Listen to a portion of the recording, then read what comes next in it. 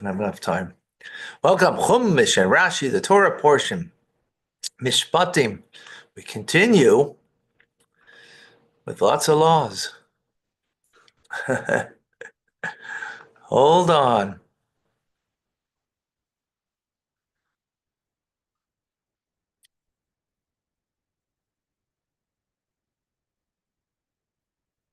Okay. L'chaim. Fine, bye-bye.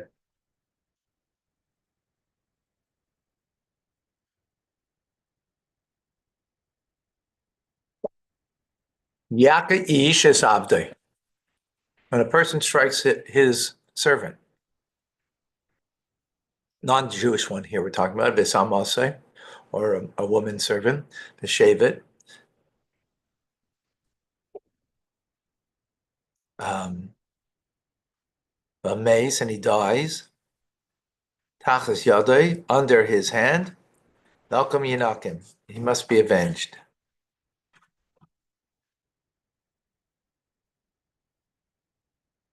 Fine. Don't count on me for tomorrow morning. Huh? Don't count on me. I'm hard of hearing. I'll text you. What do you mean? I'm giving you advance notice, so. Get someone in your place, or two. You're worthy of two. All right, I guess.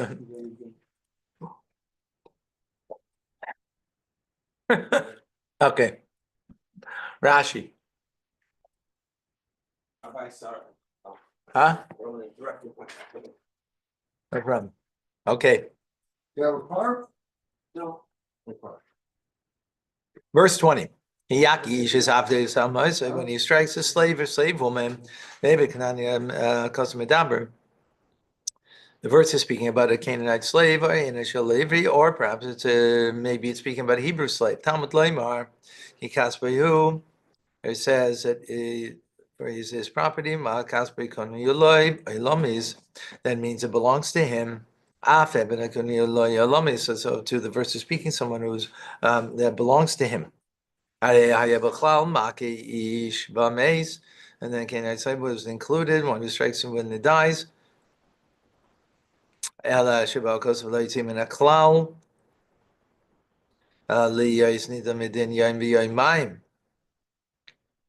he's out of the category of being judged for a day or two. So in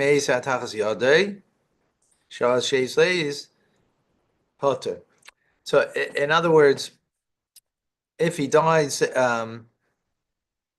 as a direct result, then he is obligated. But if it's not a direct result, so then he's not. That's what the verse is saying. In other words, speaking about that there's something that has the capability of causing death, or something that doesn't even have the sufficient strength to kill. Talmud Leimar Israel. So there it says he was struck with a hand-sized stone, and which he dies. So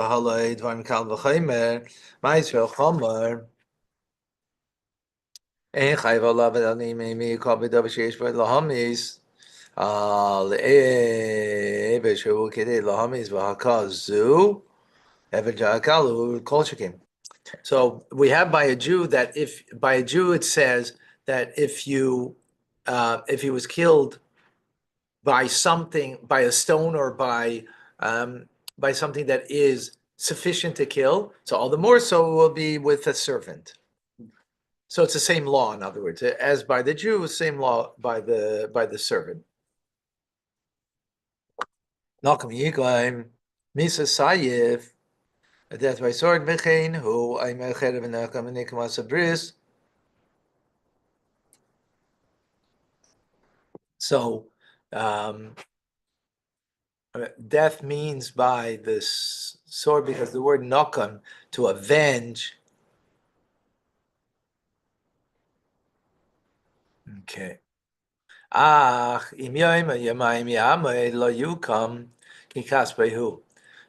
so he continues in this verse. Rashi made reference to this verse already. right? That if the bondservant survives at least one full day, then he is not avenged since his master's property. Rashi. In other words, there has to be a direct cause that he would be then liable. Rashi,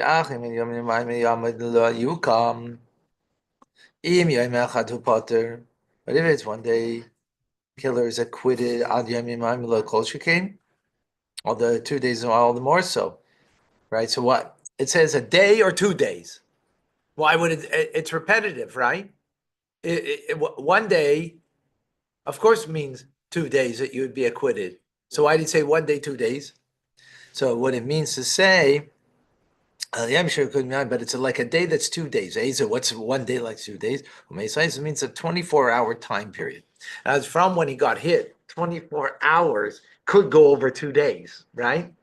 That's why it means day or two, to tell us a 24-hour time period rather than the end of that day. That's what it means. Then you respond. In other words, the owner of the slave is responsible if he dies within the 24 hours. Then he's culpable.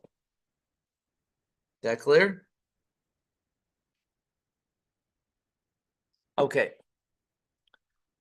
Verse 22, when two men are fighting, and they hit a woman, hara, that's pregnant, and her child comes is miscarries, and the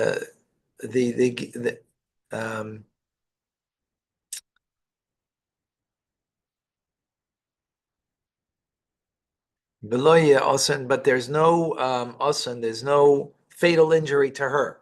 Just the fetus, right, was aborted. So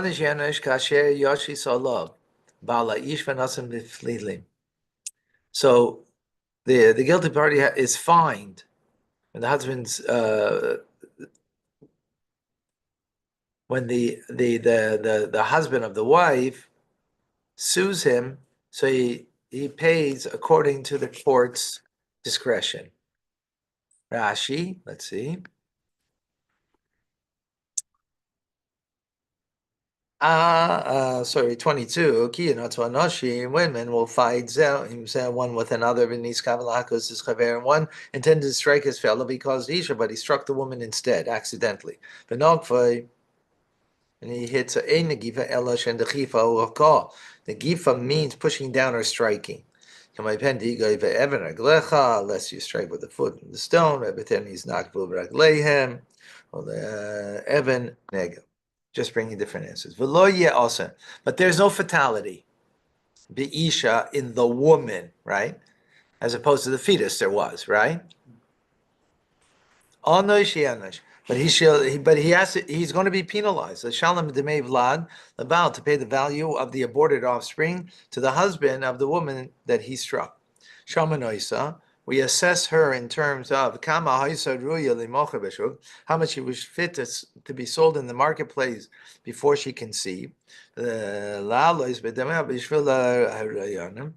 how much to raise the price because of her pregnancy. Others, huh? He has to pay the difference. He has to pay the difference, exactly. And would be penalized. Me collect from him the money, and they will be penalize him 100 silver coins. Like, right? So the husband and the woman shall. In addition to what we said before? No, I don't. No. I think this is it. Let's see Rashi. So what's the idea that the value in the marketplace?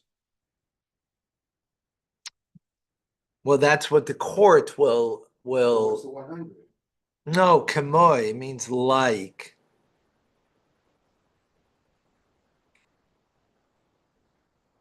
You know what? I'm not one second. I'm not clear.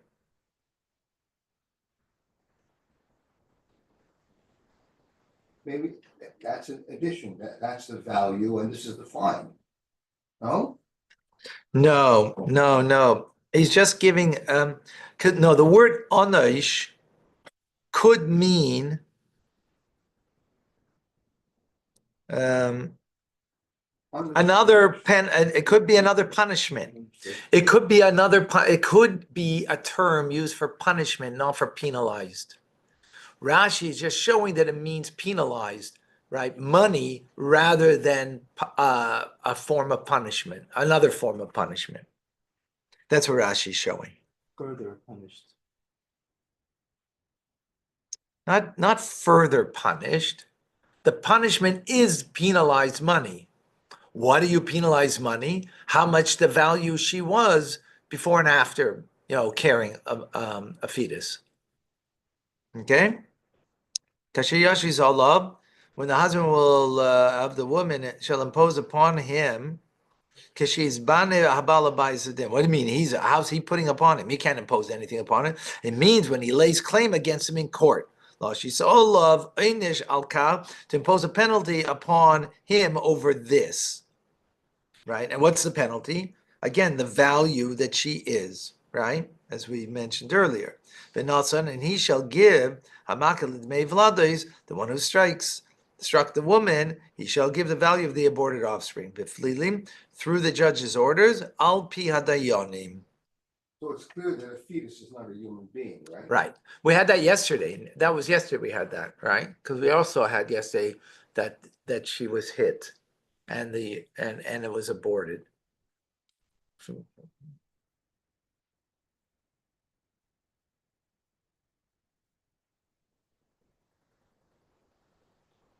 Vim osaniya, if however there is a fatal injury, and the sata nefesh tachas nefesh, then you have to pay a life for a life. Rashi, lim osaniya, but if there will be a fatality, but yisha in the woman, right? She also died, right? The sata nefesh tachas nefesh, and will give the life in the place of a life. What does this mean? There's a dispute between the sages. Some say it was a life literally. Right? In other words, the one who struck her would be put to death if there was with witness based on witnesses, and as we've always learned, right? But others say that it means money. But not literally a life. Because one who intends to kill one person, but and mistakenly kills another person, is exempt from death. And pays the victim's heirs the victim's value. Because they would have been sold in the marketplace for their value. Right? In other words, it wasn't intended to kill this person, but he did have intention to kill somebody else. Not premeditated for this person, but it's premeditated to kill somebody. Right? And that's why it's manslaughter. So according to this opinion, manslaughter would be, but I don't get it, because you'd have to warn the person about killing the woman and not the man, seemingly. So I don't get it. That's why there's not a death penalty. No, there's an argument here between the sages. Argument that why it's not a death penalty. No, but there's an opinion says it is a death penalty. Yeah, the opinion said it is. No, but I don't understand how that would be. Like, I mean, I guess it had to be that he was warned about her. I guess. Anyway, whatever. I need to look that up. Okay. Ayin tachas ayin, an eye for an eye, shein tachas shein, a tooth for a tooth, yad tachas yad, of a hand for a hand, regel tachas regel, and a leg for a leg. Rashi, ayin tachas ayin. So Rashi says, simin ayin chavere. What does this mean, an eye for an eye? Right. So this is contrary to what the world thinks. Means if you blinded a fellow man's eye, you give him the value of the eye. How much he's less value to be sold in the marketplace as a slave, right? And all of them mean the same thing. The limbs and the organs that are mentioned in the verses, it doesn't mean literally take the limb of the person. as is explained by our sages in Perek HaChayvel. Thank God there was a slave market so you could evaluate these things. So interesting how Rashi brings, I don't know why Rashi brings the first opinion. He brings in the previous two opinions. How does that fit in that there should be an opinion in Pshutil Shem Mikra, in the simple meaning of the text, right? That there's an opinion that it means literally to take the person's life. Here it doesn't mean literally to take the limb, but there it means literally to take a life. And Rashi brings that opinion. I mean, he says there's a debate about it, but he's not here to give us the Talmudic understanding. He's here to give us a simple meaning of the text. I don't get it. Okay. Kviya tachas kviya. So we continue. A burn in the place of a burn. Pets or tachas pets. A wound in the stead of a wound. Chabura tachas chabura. And a bruise for a bruise. Rashi. Kviya tachas kviya, a burn in a place of a burn. Michva seish means a burn by fire. But achshav diber b'chabala. Sheyesh psach pchas domim. So up to this point, the Torah is speaking about an injury that causes the person depreciating their value as a slave. But now we're speaking about injuries that don't make you less valuable. Right? In other words, if your eye was taken out, you can't see properly, you have less value on the slave market, right? But if you got a wound, you don't have less value. It's going to heal. Actually, I don't know. It depends on the severity of the wound. No, Rashi's saying we're talking about now that it's a wound that's not making you less valuable. If you don't have an arm, you can't work the same as if you do have an arm, right? So therefore you got less value. Now we're talking about in this verse things that don't give you less value, right? Elatzar, but there's pain. There's only pain. Okay, going call the sheep with like if person burned your fingernail with a spit, right? You're not less value. Your fingernail is going to grow back, but there was great pain there. So we estimate how much a person such as this of the victim would be willing to take payment to suffer in this manner. In other words, how much would you take to get a hot rod burn your finger? Well, how much would you take? That's how much the person has to pay in the pain. This is a lobe that brings forth blood. Petza is bisora that lacerated the victim's flesh. And in Old French, navrur. Hakol lefi mashuhu. Everything according to the circumstances. Ve'im yesh b'chas domim. If it involves a depreciation of the injured party in the value as a slave, nice and nezek, then you give the payment of the damage. Ve'im navel mishkav, and the person became bedridden. Then the person is compensated for loss of income, for healing and the embarrassment, and for the pain. Who? And this phrase now is superfluous because it doesn't refer to any new category of payment. So our sages, they interpret this in the Talmud, to obligate a person to pay compensation for pain, even in a situation where he's obligated to pay compensation for damage. Even though he's paying for the value of his hand,